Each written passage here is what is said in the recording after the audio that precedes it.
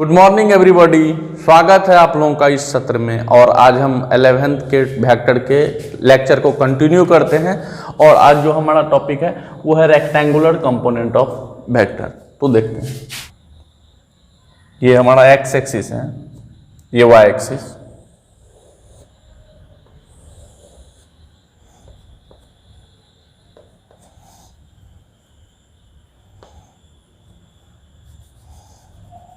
इस प्लेन में एक वेक्टर ए है, ये ऑरिजिन है हमारा ओ ए।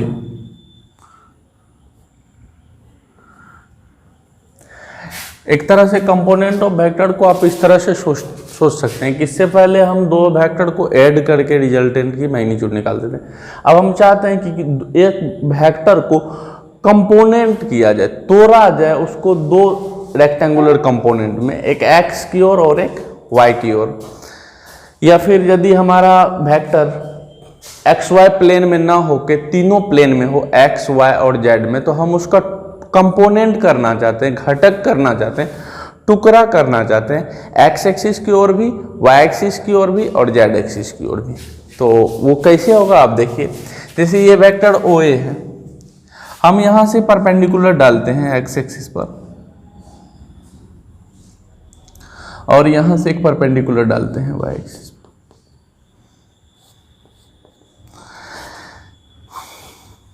इस पॉइंट को मान लेते हैं हम बी बोलते हैं और इसको सी बोलते हैं। अब आप देखिए, इस ओ बी को हम एक वेक्टर से दिखा रहे हैं और इस ओ सी को भी एक वेक्टर से। आपको क्या ऐसा लगता है कि जब हम वेक्टर ओ बी, यहां वेक्टर ओ बी और ओ सी को जब हम ऐड करते तो रिजल्टेंट होता हमारा ओ ए वेक्टर, क्योंकि ओ बी और ओ सी को जब आप पैरेललोग्राम का एडजेसेंट साइड मानिएगा तो ये ओ ए उस parallelogram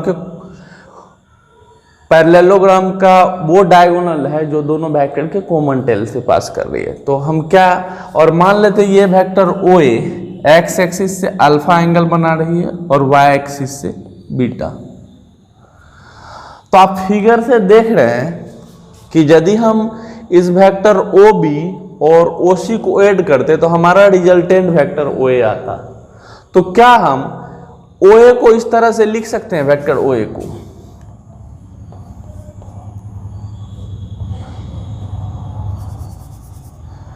vector O B plus vector O सी,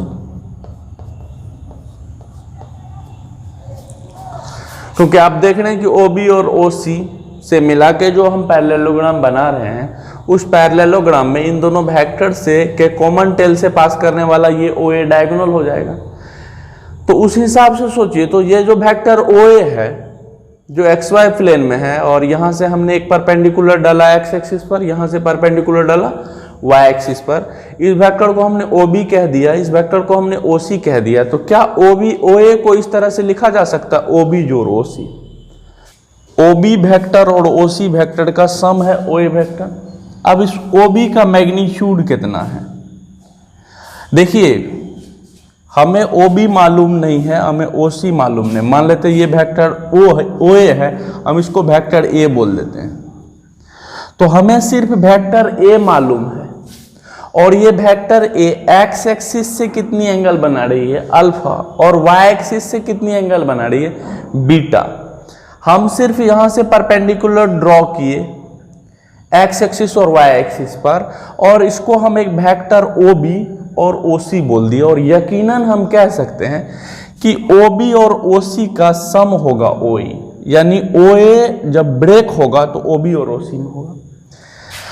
अब हमें ओ बी मालूम नहीं, तो आप देखिए ये जो वेक्टर ओ ए है, इस लाइन सेगमेंट की लंबाई मतलब वेक्टर में ए का मैग्नीट्यूड, और ये जो वेक्टर ए है इसके मैग्नीट्यूड को हम या तो सिर्फ इस तरह से सिंगल ए से दिखाते हैं या फिर मोड ए से दिखाते हैं। तो यदि ये ए है तो हम ओ ए को वेक्टर ए लिखते हैं बराबर।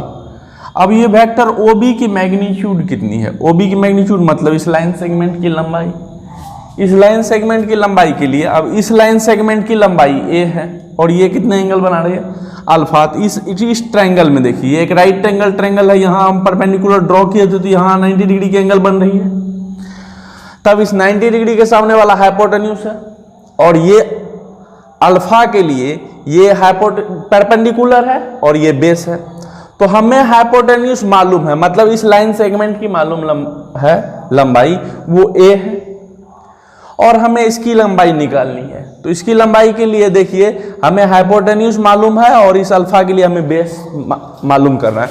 तो यहां आप कॉस अल्फा लगाइएगा तो हो जाएगा वो base by hypotenuse, that means O B by hypotenuse कितना है, ये ए है, मतलब वेक्टर ए की मैग्नीट्यूड। यहां से आप ओ बी निकालिएगा तो वो आएगा ए कॉस अल्फा। तो ये जो वेक्टर ओ बी है इसकी लंबाई कितनी है, ए कॉस अल्फा।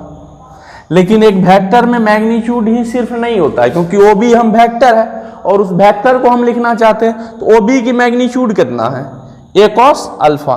लेकिन इसकी डायरेक्शन किधर है, एक्स एक्सिस की ओर। और आप जानते हैं कि एक्स एक्सिस की ओर जो यूनिट वेक्टर होता है उसको हम आई कैप से दिखाते हैं। तो डायरेक्शन के लिए हम यहाँ आई कैप लगाते हैं प्लस।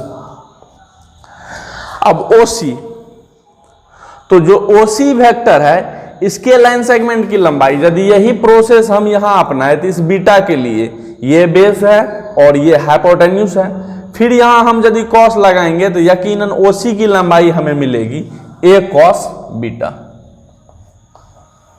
और इस वेक्टर OC की डायरेक्शन है y एक्सिस की ओर, और y एक्सिस की ओर जो यूनिट वेक्टर होता है वो j कैप होता है।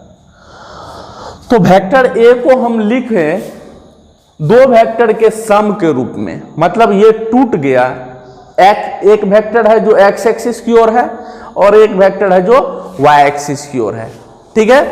तो ये a cos अल्फा i और a cos बीटा j में टूट गया वेक्टर A, ठीक है। यानी वेक्टर A को जब हम कंपोनेंट में तोड़ेंगे, रेक्टेंगुलर कंपोनेंट में तोड़ेंगे, जब ये XY प्लेन में होगा तो a cos alpha i plus a cos beta j। अब यकीनन आपको मैं दिखाता हूं कि यदि इन दोनों वेक्टर को हम जोड़े, वेक्टर A टूट गया कंपोनेंट में, ये हमारा x एक्सिस की ओर है और ये y एक्सिस की ओर है। अब देखिए यदि हम इन दोनों वेक्टर्स को ऐड करेंगे तो फिर उसकी मैग्नीट्यूड A आनी चाहिए, और वो यकीनन आएगी, आप देख लीजिए।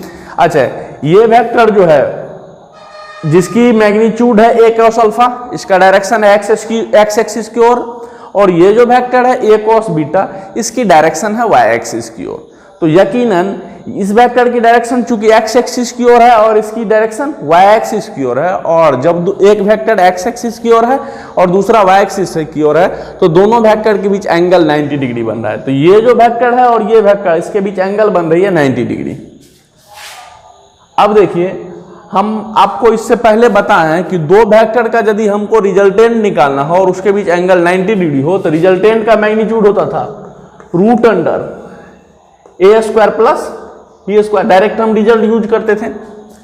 तो यदि a square plus b square होता है तो रूट अंडर, यहां जो वेक्टर ए है, जिन दो वेक्टरों के बीच एंगल 90 डिग्री बन रहा है, उसमें पहले वेक्टर की मैग्नीट्यूड है ए कॉस अल्फा, तो हम यहां लिख सकते थे ए कॉस अल्फा का whole square plus vector b के मैग्नीट्यूड को लिख सकते हैं हम ए कॉस बीटा, उसका स्क्वायर।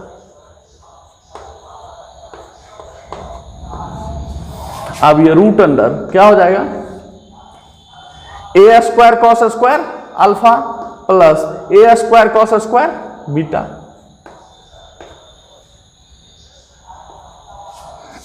अब इस दोनों में से आप ए स्क्वायर कॉमन ले लीजिए, root under a square common ले लेंगे तो यहां क्या बचेगा, cos square alpha plus cos square beta.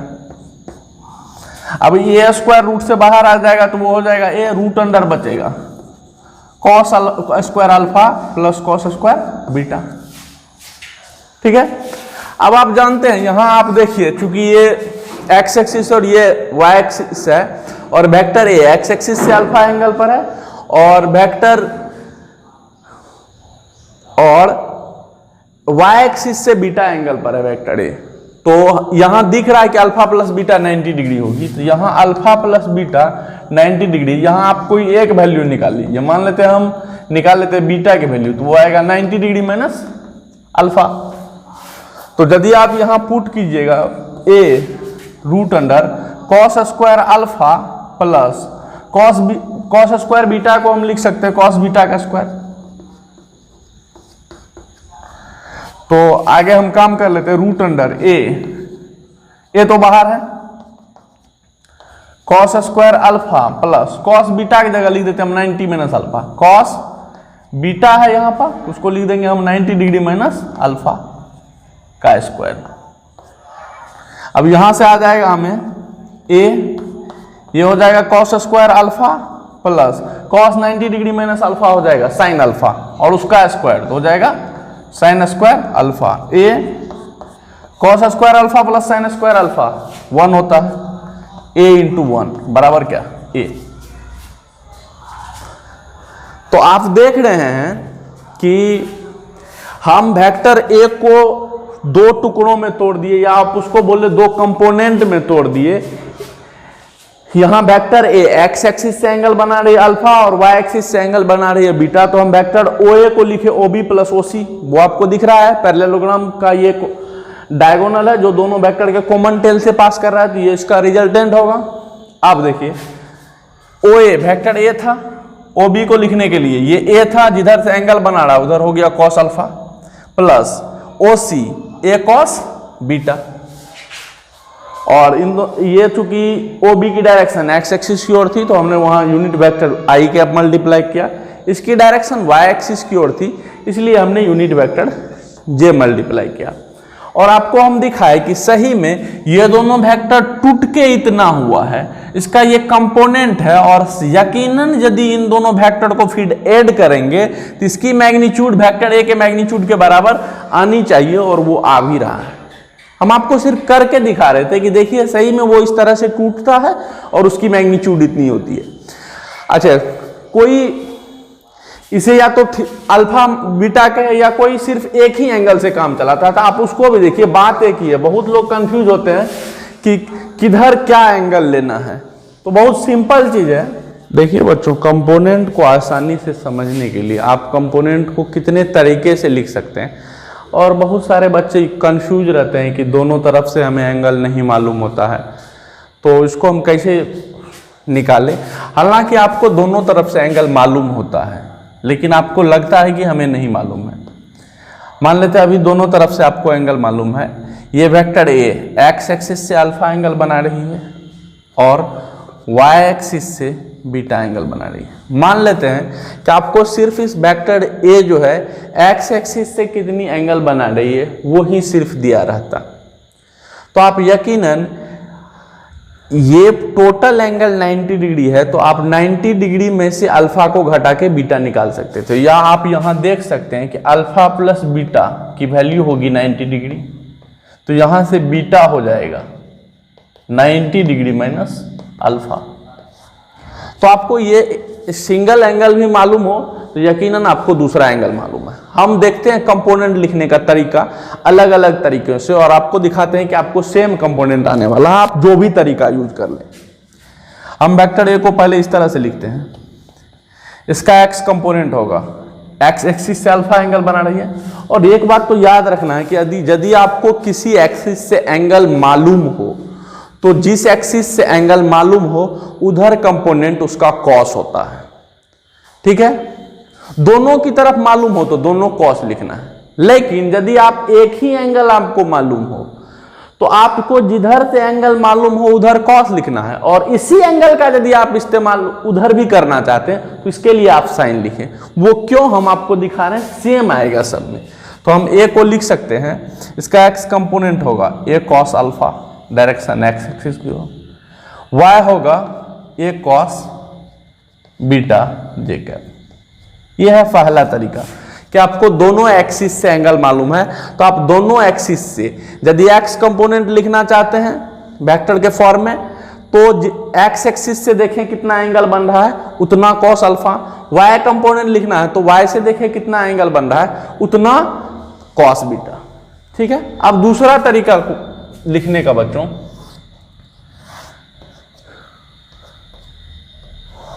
ये वेक्टर ए है, इसका हमें एक्स कंपोनेंट और वाई कंपोनेंट लिखना है।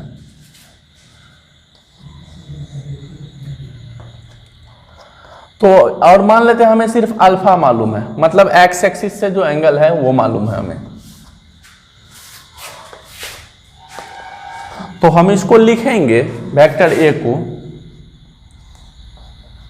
एक्स एक्सिस से वेक्टर एंगल बना रही है अल्फा, तो इसको लिखेंगे ए cos alpha I cap plus, लोग बताते हैं या मैं भी बताता हूं कि जिधर से एंगल मालूम हो उधर कॉस लिख दिया करो, और इसी एंगल को यदि उधर लिखना हो तो इधर से तो मालूम नहीं है लेकिन यहां मालूम है तो साइन लिख दिया करो, हालांकि मालूम है।